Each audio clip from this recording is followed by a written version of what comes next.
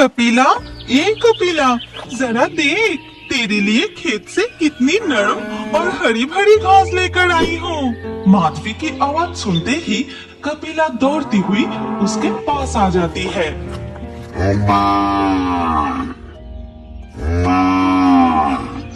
फिर माधवी कपिला को घास खिलाती है और कपिला खुशी खुशी घास खाने लगती है। मेरी प्यारी गाय, पेट भर कर खा, कुछ ही दिनों में तेरा बच्चा जन्म लेगा। इस समय तुझे अच्छा खाना खिलाने की भी हमारी हैसियत नहीं है, घास के सिवा तुझे कुछ खिला नहीं सकते। माधवी और उसका पति गोविंद ढींगी भांगा गांव के एक मिट्टी के घर में रहते हैं। माधवी दिन भर घर का काम और कपिला की देखभाल करती है और गोविंद खेतों में मजदूरी करता है। इसी तरह से उनका जीवन चलता है। एक दिन माधवी जब गौशाला की सफाई कर रही थी, तब गोविंद, माधवी, तुम इतनी काम क्यों कर रही हो? भूल गई कि तुम गर्भवती हो। तुम अपना ख्याल रख रही हो ना, और समय पर खा पी रही हो ना? हाँ हाँ, मैं सब कुछ समय पर कर रही हूँ। हमारी कपिला भी गर्भवती है, कुछ दिनों में उसे भी बच्चा होगा। ऐसी वक्त में उसका भी तो ख्याल रखना जरूरी है, लेकिन उसे घास के सिवा कुछ अच्छा खिला नहीं सकते। चिंता मत करो भाग्यवान, कपिला की बच्चा होते ही हमारे गरीब की परिवार में थोड़ा पैसा आएगा।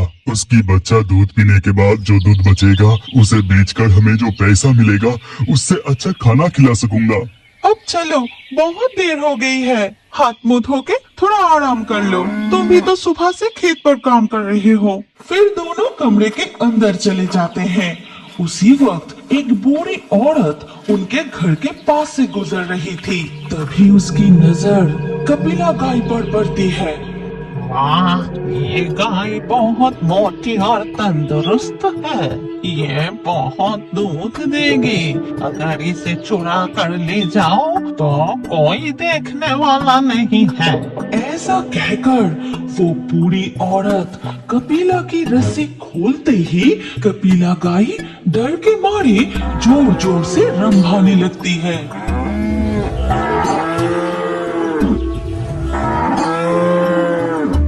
लेकिन वो बूढ़ी औरत उसके मुंह के सामने कुछ जादू जैसा करते ही कपिला एकदम शांत हो जाती है।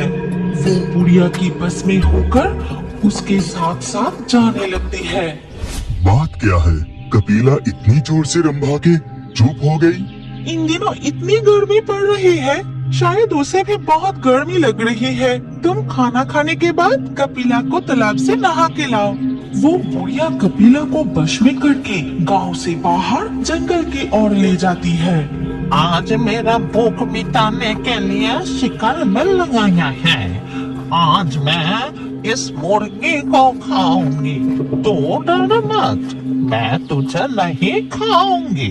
तेरा बच्चा होने के बाद मैं तेरी दूध पीऊंगी, इसीलिए तू बच गया। हंसते हुए वो बुढ़िया अपना वेश बदलकर असली चुड़ैल के रूप में आ जाती है। कपिला सम्मोहित होकर उसके साथ जंगल के बीचों बीच चुड़ैल की कुटिया तक पहुंच जाती है। भाग्यवान, भाग्यवान, कपिला कहाँ है? गौशाला में तो नहीं है। गोविंद की आवाज सुनते ही माधवी दौड़कर वहां आती है और खाली गौशाला देखकर, ये क्या, मेरी कपिला कहाँ गई? कहाँ गई मेरी कपिला? माधवी बाहर निकलकर कपिला को जोर जोर से पुकारने लगती है। कपिला, ओ कपिला, कहाँ गई मेरी बच्ची? कपिला! दूर पेड़ के नीचे कुछ बच्चे खेल रहे हैं देखकर माधवी उनके पास जाती है। ए लालटू, पटला, शिवली, तुमने मेरी कपिला गाय को इधर से जाते हुए देखा क्या? नहीं चाची, मैं बस अभी अभी खेलने आई। नहीं चाची, मैंने भी नहीं देखा। जब मैं घर से आ रही थी तब देखा कि एक बूढ़ी, एक मुर्गी और एक सफेद गाय को लेकर उस तरफ गई। एक बुढ़िया सफेद गाय को लेकर जा रही थी। वो बुढ़िया किस तरफ गई? उधर, उस जंगल की तरफ। ये सुनते ही माधवी डर जाती है और बिना एक पल गवाए जंगल की ओर भागती है। उसके पीछे पीछे गोविंद भी जाता है। कपिला, कपिला, कहाँ है तू कपिला? तुम ऐसे परेशान मत हो। अगर कोई बूढ़ी हमारा गाय को चुरा कर ले गई है तो वो ज्यादा दूर तक नहीं जा सकती। हम जरूर उसे ढूंढ निकालेंगे। कपिला को ढूंढते हुए वो दोनों जंगल के काफी गहराइयों में चले जाते हैं, लेकिन कपिला कहीं दिखाई नहीं दी। तभी माधवी रो पड़ती है। कपिला, कपिला मेरी गाय, तू कहाँ है? कहाँ है कपिला? एक बार आवाज तो दे कपिला। तभी गोविंद की नजर एक मुर्गी के पंख पर पड़ती है। उधर देखो, एक मुर्गे की पंख। शिवले कह रही थी ना कि वो बूढ़ी एक मुर्गी भी लेके जा रही थी। हाँ, उसने तो मुर्गी की बात की थी। वो दोनों पंख के निशान देखते हुए और आगे बढ़ते ही उन्हें और एक पंख दिखाई दी। भाग्यवान, इन पंखों का पीछा करते हैं। लगता है हम उसके बहुत करीब है। पंख को देखते हुए वो जंगल के एक सुनसान हिस्से में पहुंच जाते हैं। कपिला, ए कपिला! तुमने एक चीज गौर की? जंगल की यहाँ कोई चिड़िया या जानवर की आवाज भी नहीं आ रही। पूरा सुनसान। वो कपिला को पुकारते हुए और आगे बढ़ते हैं।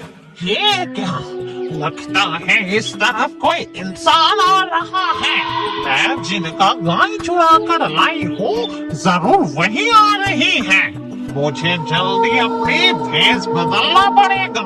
कपिला की सम्मोहन टूटते ही अनजान जगह को देखकर डर के मारे जोर जोर से रंभाने लगती है। तुमने सुना? कपिला की माँ पुकार। तुमने सुना? किधर है वो? कपिला, कपिला, कपिला! उधर कपिला अपनी मालकिन की आवाज सुनते ही वो जोर जोर से रंभाने लगती है। उस तरफ आवाज उस तरफ से आ रही है। माधवी और गोविंद कपिला की आवाज सुनकर उस तरफ जाते ही देखते हैं एक पुराने कुटिया की आंगन में कपिला बंधी है। वहाँ चारों ओर जानवरों की हड्डियां बिखरी होती हैं। माधवी कपिला को देखते ही दौड़ते हुए जाके कपिला से लिपट जाती है।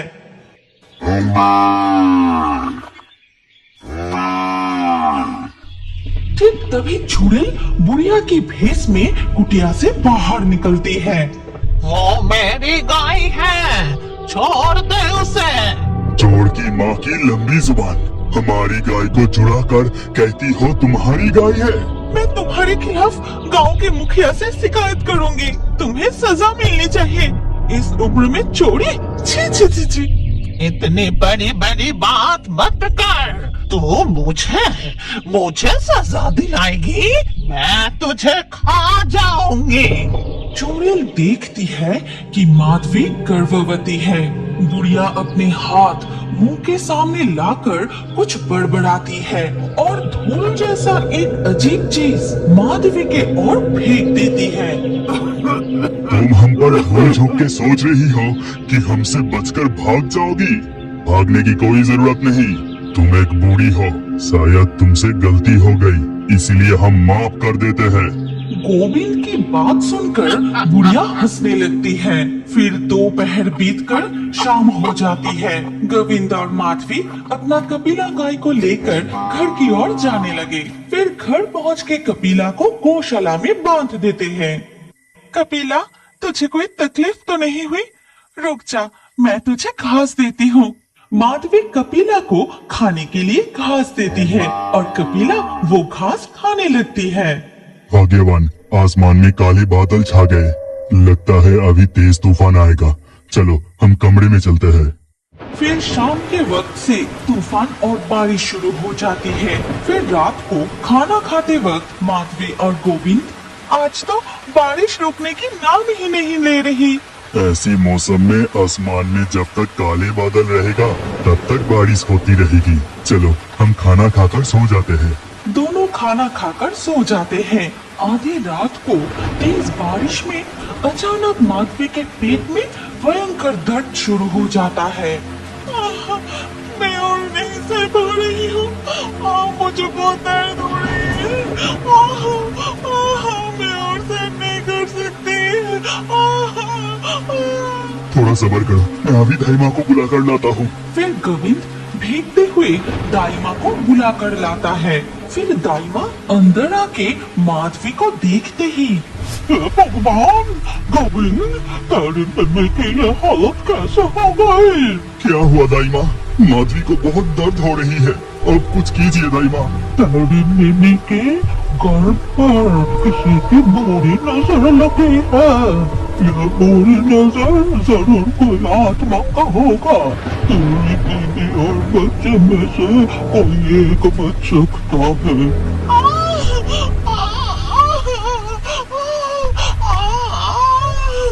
माधवी के दर्द भरी चीखें और रोने की आवाज कपिला सुनती है और कपिला सब कुछ समझ जाती है।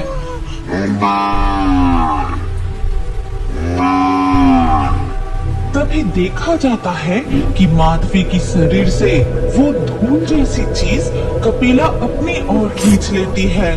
तभी माधवी का दर्द धीरे धीरे कम हो जाता है। इधर गर्भवती कपिला गाय की वो दर्द शुरू हो जाती है। फिर तूफान में कमरे से नवजात बच्ची की रोने की आवाज सुनाई देती है। ओ गोविंद, भगवान ने तुझ पर कृपा की है। तेरी बीबी ने बेटी को जन्म दिया है और दोनों स्वस्थ भी है। ऐसा चमत्कार बहुत कम देखा जाता है। हे जी, मेरी कपिला ठीक तो है ना? वो इतना चिल्ला क्यों रही थी? हाँ, कपिला अब शांत हो गई। तुम्हारी रोने की आवाज सुनकर शायद वो चिल्ला रही थी। अगली सुबह गोविंद गौशाला में जाकर देखता है कि कपिला ने एक सुंदर बछड़े का जन्म दिया है। लेकिन कपिला तू हिल क्यों नहीं रही? तू इस तरह से लेटी क्यों है?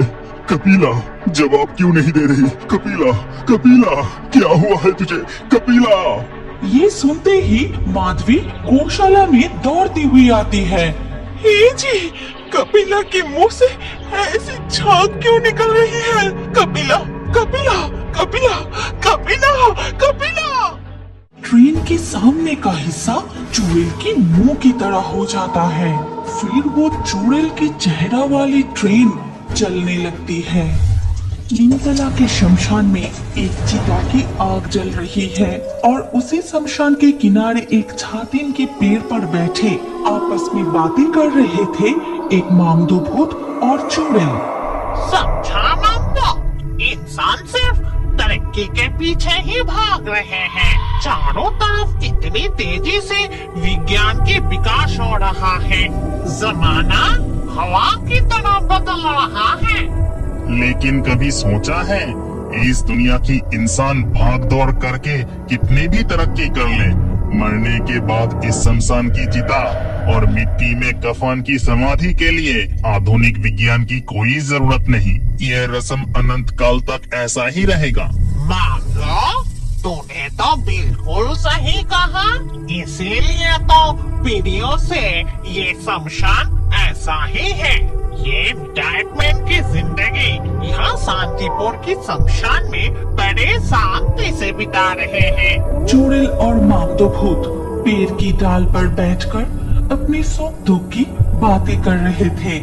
जल्दी से खाना खा के सो जाइए, कल सुबह आपको शहर जाने के लिए ट्रेन भी तो पकड़ना है। कल सुबह जल्दी निकलना पड़ेगा। हमारे गांव में कोई रेल स्टेशन नहीं है। 3.5 मील पैदल चलकर स्टेशन पहुंचना पड़ता है। सुबह की ट्रेन ना मिले तो मुश्किल हो जाएगी। न जाने कब हमारे गांव में भी एक रेल स्टेशन होगी। अगर यहाँ हमारे गांव में रेल स्टेशन बन जाते तो गांव वालों को बहुत सुविधा मिलती। इसके बाद वो दोनों खाना खाकर सो जाते हैं। अगली सुबह शांतिपुर के शमशान में दिखा जाता है 2 शॉर्ट पैंट वाले बाबू लोग आपस में कुछ बातें कर रहे हैं। मामदो, ये लोग कौन है रे? इनके साथ तो कोई मुर्दा नहीं है। फिर शमशान में ये लोग क्या कर रहे हैं? क्या पता, इतनी अंग्रेजी मिलाकर बात कर रहे हैं कि कुछ समझ में ही नहीं आ रहा। Our calculation is right. अगर हम रेल पटरी को इस जंगल के बीच से निकालें तो 2 स्टेशनों की दूरी काफी कम हो जाएगी। Yes, you are right. पास में शमशान है, हमें सावधानी से काम करना पड़ेगा। अरे तुम भी ना, क्या तुम भी भूत प्रेत में यकीन करते हो? अरे कुछ नहीं होगा, चलो हम अफीसरों को बता देते हैं, कल से ही रेल पटरी बिछाने की काम शुरू कर देंगे। इसके बाद वो दोनों बाबू लोग शांतिपुर की शमशान से चले जाते हैं। तब मामदू चुड़ैल से कहता है, चुड़ैल, उनकी बात मुझे ठीक नहीं लग रही। लगता है हमारी शांति अब ज्यादा दिन का नहीं है। मैं जितना समझा वो लोग रेल पटरी के बारे में कुछ बात कर रहे थे। ये तो क्या कह रहा है? रेल पटरी और हमारे शमशान में? नहीं नहीं, ये कभी नहीं हो सकता। हम कभी ऐसा होना नहीं देंगे। अगले दिन सुबह वो दोनों अफसर रेल की पटरी लगाने के लिए कुछ मजदूरों को लेकर उस शमशान में आते हैं। अरे जल्दी करो, दिखाई नहीं दे रहा, पास में शमशान है। शाम होने से पहले हमें काम खत्म करके लौटना पड़ेगा। शमशान के पास पटरी लगाने की काम शुरू हो जाता है। मशीनों की आवाज से सात शमशान इलाका गूंज उठता है।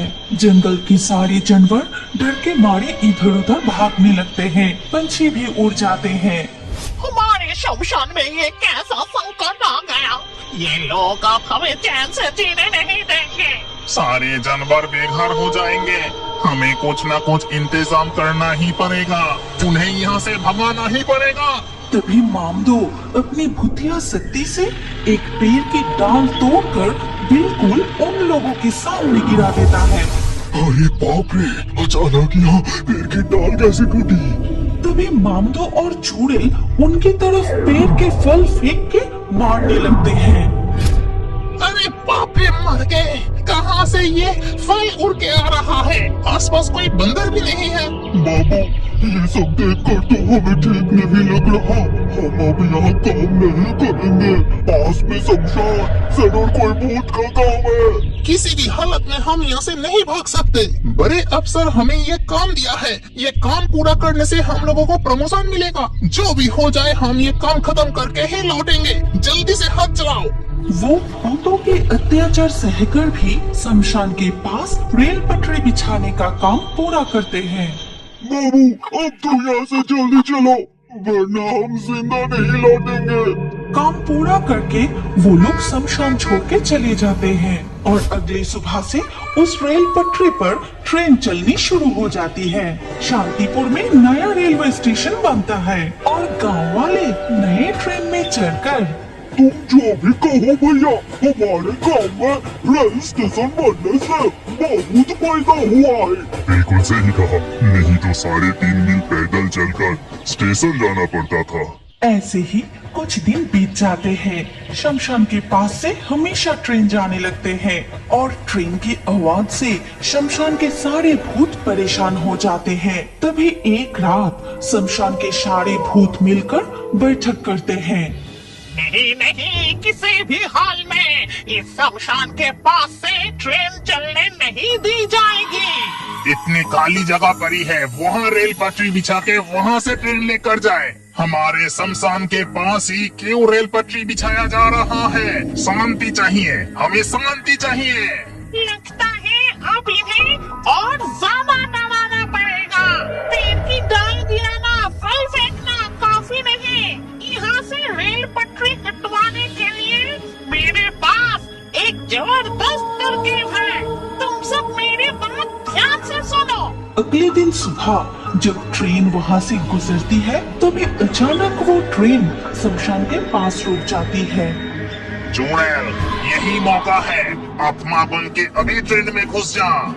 और वो चुड़ैल आत्मा बनकर ट्रेन में घुस जाते ही ट्रेन के सामने का हिस्सा चुड़ैल के मुंह की तरह हो जाता है। फिर वो चुड़ैल के चेहरा वाली ट्रेन चलने लगती है। तभी उधर एक बच्ची अपनी माँ के साथ नया ट्रेन देखने के लिए आती है। देखो बेटी, ट्रेन आने की समय हो गई है। देखना कितनी बड़ी और सुंदर है वो ट्रेन। बहुत मजा आएगा, आज मैं रेलगाड़ी देखूंगी। तभी वो चुड़ैल की मुंह वाली ट्रेन उस तरफ ही आ रही थी और ऐसा चुड़ैल वाली भूतिया ट्रेन देखकर वो बच्ची बहुत डर जाती है। माँ मैंने ये क्या देखा? ट्रेन के सामने चुड़ैल का चेहरा। ये तो चुड़ैल की मुंह वाली ट्रेन है। वो ट्रेन स्टेशन में पहुंचते ही उस डरावनी ट्रेन को देखकर कोई उसमें चढ़ने की हिम्मत नहीं करता। स्टेशन के सारे यात्री डर के मारे भागने लगते हैं। पता है, आज बेटी को लेकर ट्रेन दिखाने गई थी। वो ट्रेन कितनी डरावनी थी। ट्रेन के सामने चुड़ैल का चेहरा था। हाँ, गांव वाले यही कह रहे हैं। और शांतिपुर के शमशान के पास ट्रेन अपने आप रुक जा रही है।